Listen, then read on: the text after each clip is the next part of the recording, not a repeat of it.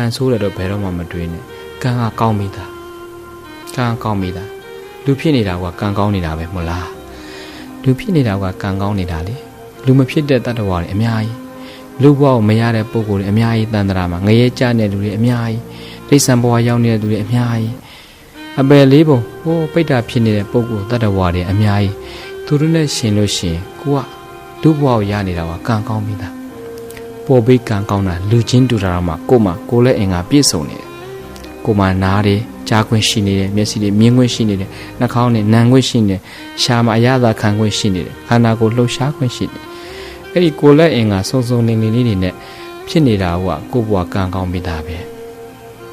ဒီတဲ့ပေါ်ပြီးတော့ကန်ကောင်းအောင်ပြောမယ်ဆိုရင်လူလည်းဖြစ်လာတယ်ဖယားသာသနာနဲ့ကြုံတွေ့နိုင်ဗုဒ္ဓဘာသာလည်းဖြစ်ခွင့်ရနေတယ်ဆိုရင်ဗုဒ္ဓဘာသာဝင်ရှုတောင်းရအားလုံးက perfect ပဲဘဝဘာမှမကျင်တဲ့ဆရာမရှိဘူးဘာမှအလိုမကျဖြစ်ဆရာအကြောင်းမရှိလူတွေမှာကိုယ့်ဘဝကိုမကျင်မနဲ့ဖြစ်သူတစ်ပါးကိုအားကြတယ်ဆိုတာကကိုယ့်ဘဝမပြည့်စုံလို့မဟုတ်သူတစ်ပါးရဲ့ပြည့်စုံမှုကိုကြည့်ပြီးတော့သူတို့လိုဖြစ်စေနဲ့စိတ်ကြောင့်မကျင်မနဲ့ဖြစ်တာ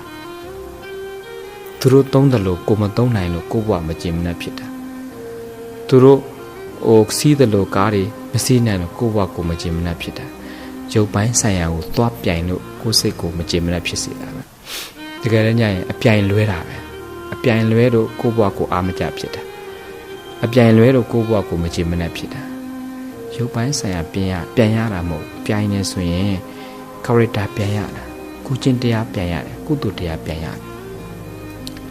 ဖုံးကတော့ तू ပတ်စံရှင်ဝယ်သုံးလို့ရတာပဲ तू ဖုံးသုံးလို့ကိုယ်လည်းသုံးချင်ဒါတွေကရုပ်ပိုင်းဆိုင်ရာပြိုင်ဆိုင်မှု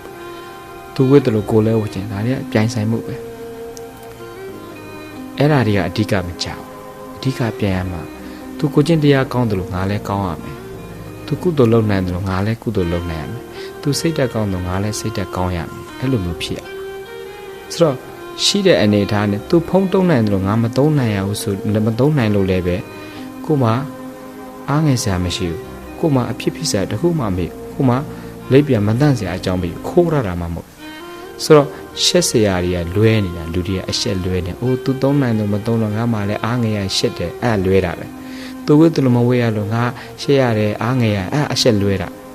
။အဲ့ဒါကရှက်စရာမဟုတ်။ကိုရှိတဲ့အနေထားလေးနဲ့ကိုယ့်အကိုပဲသုံးနိုင်ရ။ကိုယ့်အကိုပဲအချင်းနေနဲ့တရားရနဲ့နေနိုင်တာ။အဲ့ဒါရှက်စရာမှမဟုတ်တာ။ရှက်ရမှာကသူများပစ္စည်းခိုးတာမှာသူများကိုပြမကျွလွန်တာမှာ။တိလတွေဖောက်ပြပြီးတော့မဟုတ်တာတွေလုပ်နေရတာကရှက်စရာ။ဘုရားလူတွေကအရှက်လွဲပြီးရှက်ရမယ့်ဟာကိုမရှက်ဘူးမရှက်ရမယ့်ဟာကိုလိုက်ရှက်နေတဲ့အခါကျတော့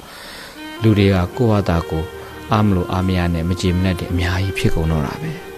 နော်ဒါမှမလို့ဘဝမှာသူများနဲ့ချင်း